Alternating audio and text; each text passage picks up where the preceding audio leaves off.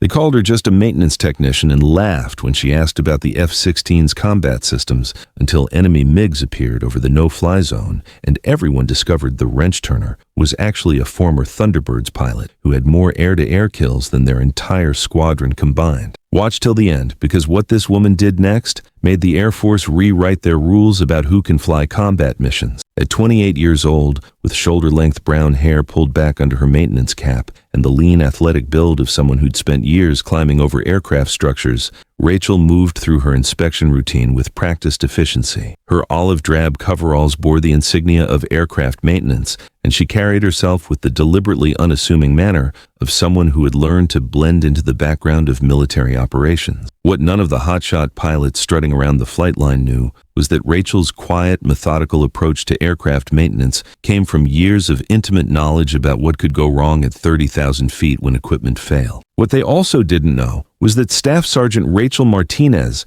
had more than 650 hours in F-16s, earned during some of the most dangerous combat missions in recent Air Force history. Her maintenance technician assignment wasn't the result of a career change. It was the perfect cover for investigating a series of mechanical failures that had grounded 3 F-16s over the past 4 months, failures that appeared too systematic and specific to be coincidental. "Hey, grease monkey!" called out First Lieutenant Jake Morrison, a cocky 25-year-old pilot from Texas who'd graduated from pilot training with high marks and an even higher opinion of himself. "Make sure you don't mess up anything important while you're poking around my bird." His F-16 SC Block 50 sat gleaming under the Arizona sun, its Pratt & Whitney F-100 engine representing 29,000 pounds of afterburning thrust. Morrison had 180 hours in the Fighting Falcon and considered himself one of Luke's rising stars in the F-16 training program. Rachel nodded politely without making eye contact and continued her inspection,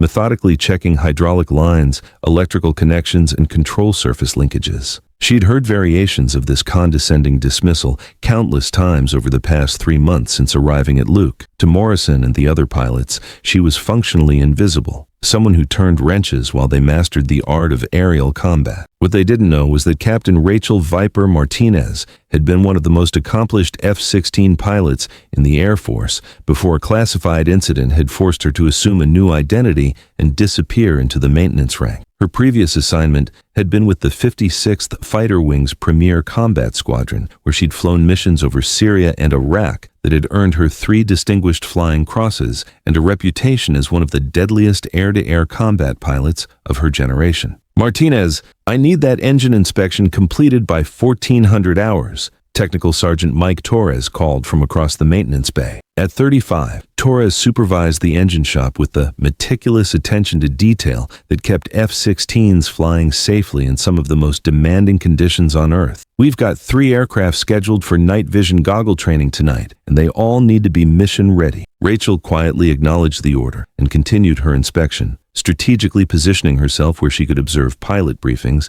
and maintenance procedures without attracting attention. Her cover job provided perfect access to aircraft systems, maintenance records, and pilot conversation, exactly the kind of comprehensive information that someone sabotaging F-16 operations would need to cause maximum damage while avoiding detection. The morning flight schedule called for basic fighter maneuvers training over the Barry M. Goldwater Range, a vast area of restricted airspace where pilots learned the fundamentals of air-to-air combat. 4 F-16s would practice engagement scenarios against simulated enemy aircraft, refining the split-second decision-making skills that could mean the difference between victory and death in real combat. It was exactly the kind of training mission Rachel had flown hundreds of times during her combat career, when she'd been known for her ability to outmaneuver enemy fighters using techniques that pushed the F-16 beyond its published performance limits. Lieutenant Morrison reviewed his flight plan with the swagger of someone who'd never faced an enemy pilot trying to kill him. "This is going to be easy," he told his wingman, Second Lieutenant Sarah Parker, a competent pilot from California who was progressing well through the F-16 training pipeline. "The F-16 has the best thrust-to-weight ratio of any fighter in the world. No enemy aircraft can outturn or outclimb us in a dogfight." Rachel paused in her engine inspection to listen more carefully. Morrison was making the classic error of assuming that superior technology guaranteed victory in air combat. She'd seen pilots with identical overconfidence get shot down by less advanced aircraft flown by more experienced and tactically aware opponents. "Technology helps," Lieutenant Parker replied thoughtfully, "but dogfighting is still about pilot skill, situational awareness, and tactical decision-making. The best aircraft in the world won't save you if you make the wrong move at the wrong time." Parker was absolutely right, Rachel thought, while continuing her methodical inspection of engine components. The F-16 Fighting Falcon was genuinely one of the most capable multi-role fighters ever built, but air-to-air combat success depended on pilot expertise, tactical awareness, and the ability to exploit aircraft capabilities under extreme stress. Most pilots learned these skills through simulation and controlled training exercises. Rachel had learned them in actual combat against enemy pilots who were trying to kill her. As the 4 F-16s prepared for launch, Rachel continued her maintenance duties,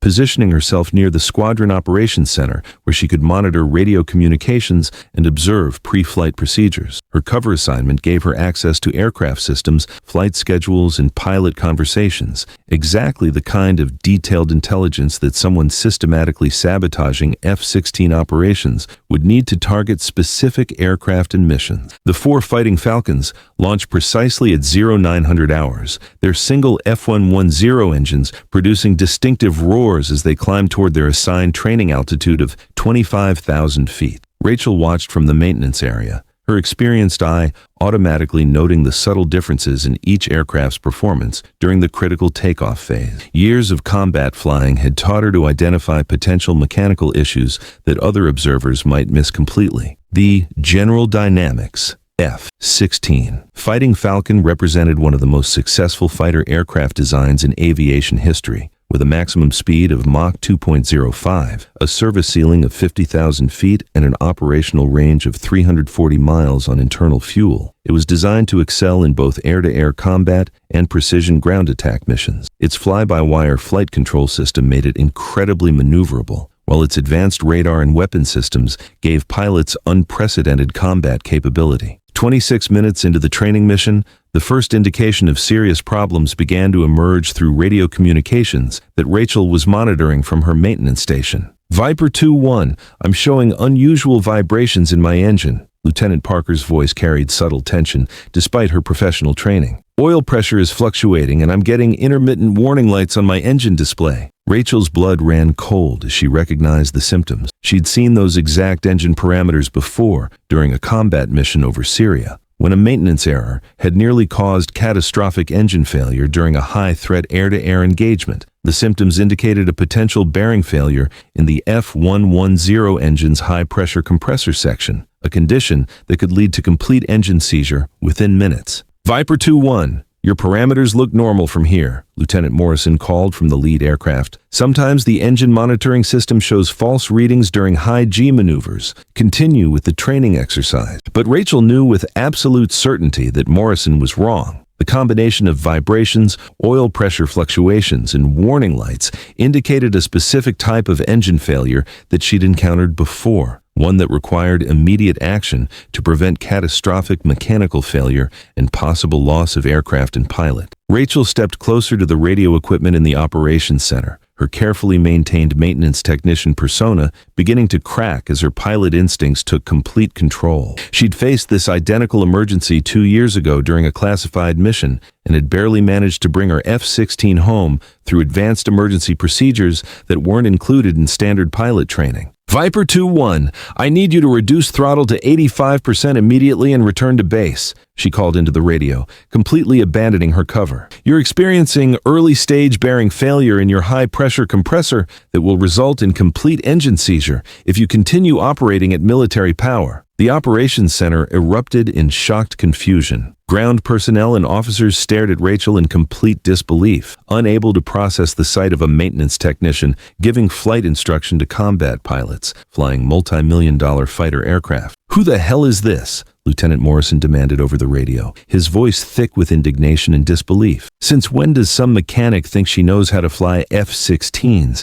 Get her away from that radio immediately." But Lieutenant Parker's voice cut through the mockery and confusion, tight with sudden, genuine concern. as her aircraft's warning systems began confirming the deteriorating situation. "Operations, my engine warnings are definitely getting worse. Oil pressure is dropping and I'm seeing metal particles in the oil system. This doesn't feel like a false alarm." Rachel grabbed the radio handset firmly, despite the shocked protests and attempted interventions of the Operations Center staff. Viper 2-1, immediately configure for single-engine approach. Reduce throttle to 80%, maintain 250 knots, and prepare for straight-in approach to runway 21 left. Do not attempt any aggressive maneuvering or high G turns. Security, get that maintenance worker away from the communications equipment now, Major Davis barked from the operations desk, his voice carrying the authority of someone accustomed to immediate obedience. But before security personnel could respond, Lieutenant Parker's voice confirmed Rachel's worst fears and validated her emergency assessment. Viper 2-1, declaring in-flight emergency, complete engine failure, engine fire warning light. I'm dead stick and need immediate assistance. The Operations Center fell into stunned silence, except for the sound of Parker's labored breathing and the electronic warning tones from her aircraft transmitting over the radio. At 25,000 feet over the Arizona desert, she was now flying a powerless fighter jet with extremely limited options for safe landing. Rachel pushed past the security personnel who were moving to restrain her and took complete control of the radio communication. Her quiet, carefully maintained maintenance worker demeanor vanished entirely, replaced by the calm, absolute authority of someone who'd faced this exact life-or-death emergency multiple times before. Viper 2-1. This is Viper, she said, using her old combat call sign for the first time in 3 years. I've been through this exact emergency before, and I'm going to talk you through it. Listen to my voice carefully and follow my instructions exactly. On the other end of the radio transmission, Lieutenant Parker's extensive training immediately kicked in despite the terrifying circumstances. The call sign Viper was absolutely legendary among F-16 pilots, a combat ace who'd conducted some of the most dangerous and successful air-to-air missions in recent Air Force history before mysteriously disappearing from active flying status. "Viper, is that really you?" Parker's voice carried a mixture of desperate disbelief and sudden hope. "I thought Viper was killed in action during a classified mission over Syria. Focus completely on flying your aircraft," Rachel replied with the steady confidence of someone who'd survived the unsurvivable. "Configure your F-16 for best glide ratio. Gear up, flaps up, speed brakes in, and maintain exactly 210 knots. If you fly it perfectly, you have a 15-to-1 glide ratio that will get you to the runway." In the Operations Center, Major Davis stared at Rachel with dawning recognition and growing shock. The call sign Viper belonged to Captain Rachel Martinez, one of the most accomplished F-16 pilots in recent Air Force history, who disappeared from active duty after a classified incident that had resulted in multiple enemy aircraft destroyed and several American pilots rescued. "Martinez?" Davis whispered in disbelief. "Rachel Martinez? But you were reported killed in action during Operation Desert Shield 3 years ago." Rachel ignored his recognition completely, her total attention focused on guiding Lieutenant Parker through the emergency with the precision and confidence that had made her legendary. "Viper 2-1, I need you to turn to heading 270 degrees and begin controlled descent to Luke Air Force Base. You have enough altitude and airspeed to make the runway if you fly the approach perfectly." "Viper, my glide calculations show I'm going to come up short," Parker replied, her voice steady despite the life-threatening circumstances. "I think I'm going to have to eject before I reach the runway." "Negative on ejection," Rachel said with absolute firmness. "I've successfully dead-sticked an F-16 from higher altitude and farther distance than your current position. Trust my experience and follow my guidance exactly. We're going to get you home safely." For the next 14 agonizing minutes, Rachel talked Lieutenant Parker through the most challenging approach and landing of her military career. Using advanced techniques she'd developed during combat operations that pushed the F-16 beyond all published performance limits, Rachel guided the powerless Fighting Falcon through a flawless dead-stick approach to Luke Air Force Base. The emergency approach required Parker to manage energy with surgical precision, trading altitude for airspeed at exactly the right moments while compensating for wind conditions and the aircraft's glide characteristics. Rachel's guidance was so precise and confident that it seemed almost supernatural to the officers monitoring the emergency. When Parker's F-16 touched down safely on Luke's runway and rolled to a complete stop, the Operations Center erupted in spontaneous cheers and applause. But Rachel simply set down the radio handset and walked calmly toward the maintenance bay exit, her cover thoroughly blown, and her investigation completely compromised. Major Davis caught up with her near the hangar doors, his expression mixing respect, confusion, and demand for answers. "Martinez, we need to talk immediately." Rachel stopped walking but didn't turn around to face him. "My name is Rachel Martinez. I'm a maintenance technician assigned to engine repair." "Cut the cover story," Davis said firmly. "I know exactly who you are. Captain Rachel Martinez, call sign Viper, former combat ace with 6 confirmed air-to-air kills and 3 distinguished flying crosses. You were supposed to be dead." Finally, Rachel turned to face Major Davis directly. For the first time since arriving at Luke Air Force Base, she stood with the full bearing and unmistakable presence of the elite combat pilot she actually was. "Being officially dead has significant operational advantages, Major. It allows you to investigate sabotage and security threats without being detected or compromised." Davis's expression shifted from confusion to rapid understanding. "You're here on an undercover mission. The systematic engine failures that have grounded 3 F-16s over the past 4 months aren't coincidental," Rachel explained with professional precision. "Someone with access to maintenance procedures and aircraft systems has been deliberately introducing contaminants into engine oil systems, causing bearing failures that appear to be random mechanical problems. And you've been working undercover as maintenance personnel to identify the saboteur." Rachel nodded confirmation. "Maintenance technicians have unrestricted access to aircraft systems, engine components, and service procedures. Over the past 3 months, I've systematically identified the sabotage methods and gathered sufficient evidence to prosecute the individual responsible." That evening, Rachel's investigation led to the arrest of a senior maintenance supervisor who'd been deliberately contaminating engine oil systems as part of a scheme to sell replacement parts and maintenance services to foreign military contractors. The sabotage that had endangered multiple pilots and aircraft was finally eliminated. The next morning, Rachel found herself standing in Major Davis's office wearing her proper Air Force uniform for the first time in 3 years. Her pilot wings and captain's insignia restored and visible, her true identity finally revealed. "The Pentagon wants you back in active flying status immediately," Davis said, sliding flight orders across his desk. "Your investigation is complete, and we need experienced combat pilots more than ever." Rachel looked out the window at the F-16s on the flight line, their sleek forms representing the aircraft she'd mastered through years of combat experience. "What about Lieutenant Parker? She specifically requested to thank you personally. Says you saved her life and taught her more about emergency flying in 14 minutes than she'd learned in her entire training program." "She doesn't owe me anything," Rachel replied simply. "That's what we do for each other when lives are at stake." Later that day, when Lieutenant Parker approached Rachel on the flight line, she was no longer wearing maintenance coveralls. She stood in her proper flight suit, bearing the wings and insignia of one of the Air Force's most accomplished F-16 pilots. Her true identity finally revealed. "Captain Martinez," Parker said, extending her hand with genuine respect. "I don't know how to properly thank you for saving my life." "By being the kind of pilot who would do exactly the same for someone else," Rachel replied, shaking her hand firmly. "And by remembering that the person maintaining your aircraft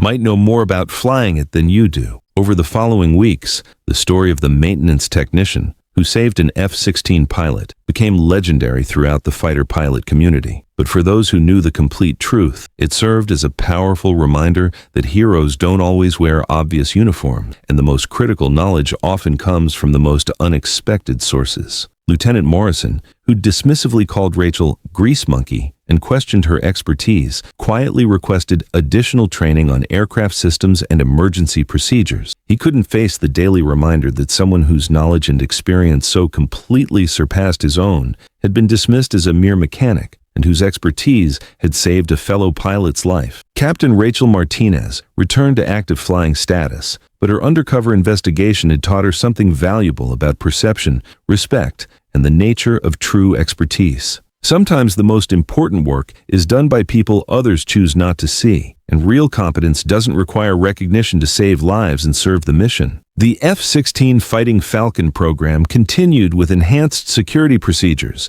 protected by improved maintenance protocols and guided by pilots who finally understood that flying fighters requires more than just pilot skills. It requires respect for the people who keep those aircraft airworthy and mission-ready. In the months that followed, Lieutenant Parker became one of the most skilled F-16 pilots in her training class, crediting the emergency experience and Rachel's guidance with teaching her lessons about flying, leadership, and humility that no classroom instruction could provide. She never forgot that sometimes the most important knowledge comes from the most unexpected sources. The maintenance personnel at Luke Air Force Base gained new respect throughout the wing, as pilots finally understood that the people who serviced their aircraft possessed knowledge and experience that could mean the difference between life and death. The invisible became visible, and expertise was recognized regardless of rank or job assignment.